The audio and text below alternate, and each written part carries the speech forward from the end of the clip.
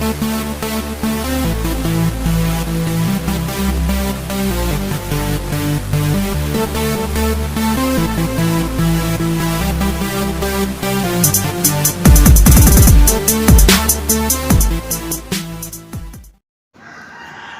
happy Sunday racing, bayang karerista.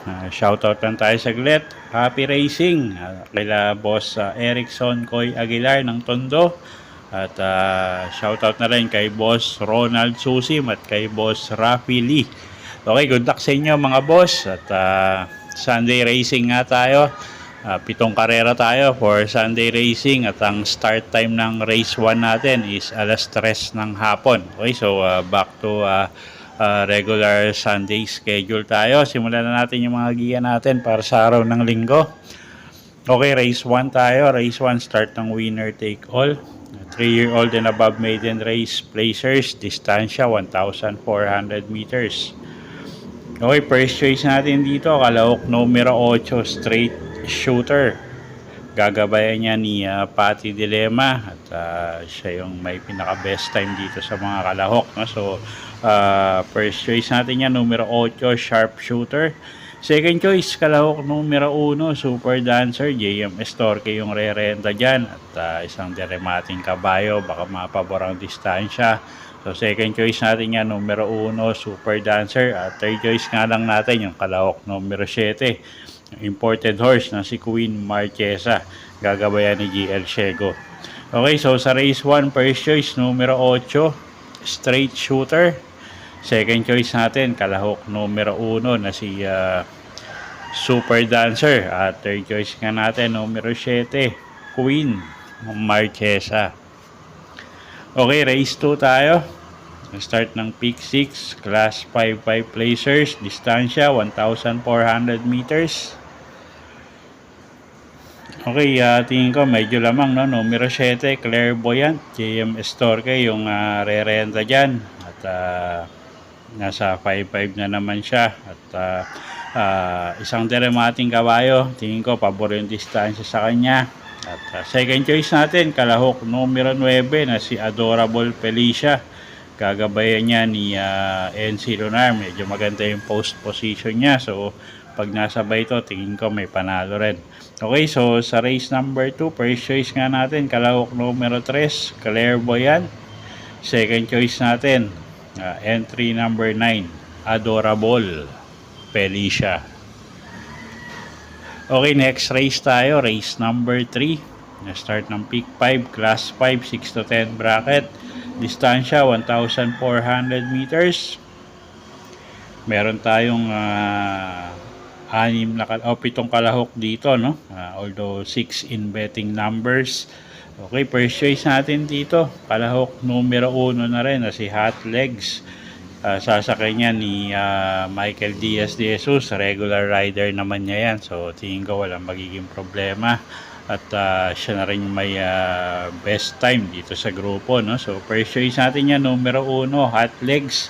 Second choice, kalahok numero 5, couple entering Misha at Mount Amandiwing.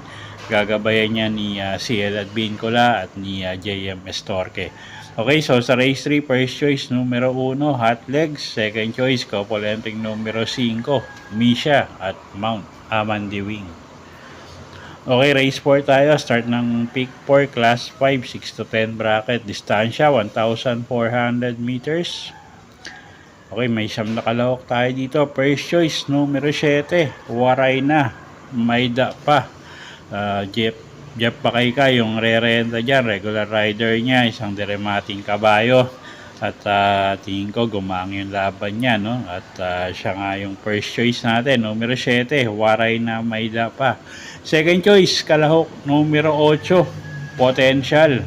Gagabayan naman niya ni Berjomel Galieta. At pag nilabas ng connection niya, tingin ko may panalo rin yan. Okay, so sa race number 4, first choice numero 7, Waray na, Mayda pa. Second choice, kalahok numero 8, Potential. Okay, race 5 tayo. Class 4, 16 to 21 bracket. Distansya 1,400 meters. Okay, maraming may panalo dito sa karerang to, no? So kung may kursonada kayo, dagdag na lang kayo. First choice natin dito, kalahok numero 7 na rin na si Hakim. Addison Pabilik yung sasakay dyan. At tingin ko gumaang laban. At siya nga yung first choice natin, numero 7, Hakim. Second choice, kalahok numero 9, Golden Charger. JM Estorga yung sasakay dyan. At lately nga medyo inconsistent lang si Kabayo, pero pag maganda tinakbo niya, tingin ko malaki panalo niya, numero 9, Golden Charger. Third choice natin dito, pangdehado, numero 11, Queen Gabi. Michael Diaz de Jesus naman yung sasakay dyan. Okay, so sa race 5, first choice nga numero 7, Hakim. Second choice, kalahok numero 9, Golden Charger. At third choice, numero 11, Queen Gabi. Okay, race 6 tayo, penultimate race. Class 4, 22 to 27 bracket, distansya 1,400 meters. Isa na naman magulong karera to. First choice natin dito, kalahok numero 5, Glenna Moon. Mark Angelo Alvarez yung sasakay dyan, isang imported horse. At siya nga yung first choice natin, numero 5, Glenna Moon. Second choice, kalahok numero 10, Sea Rice. Gagabayan naman yan ni Patty Dilema. Nakaraan medyo mainam yung huling ikinilos nito, so tingin ko mag-uumento pa yan, numero 10, Sea Rice. At third choice natin dito, kalahok numero 4, High Dollar. Gagabayan naman yan ni John Paul Egose. Okay, so sa race number 6, first choice nga numero 5, Glenna Moon.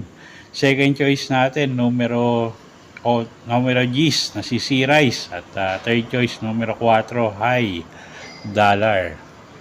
Okay, race 7 tayo, last and final race for the day. Class 5, 11 to 15 bracket, distansya 1,400 meters, paratingan. First choice natin, kalahok numero 9, Carried Away.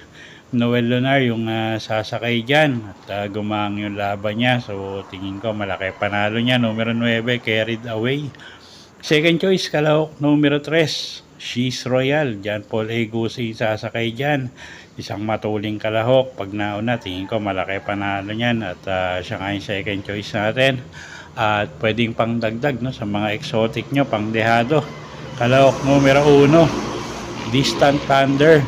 Gagabayan ni Saddam Pilapil. At yung kalahok numero 8 na si Makarit, gagabayan naman ni AR Villegas.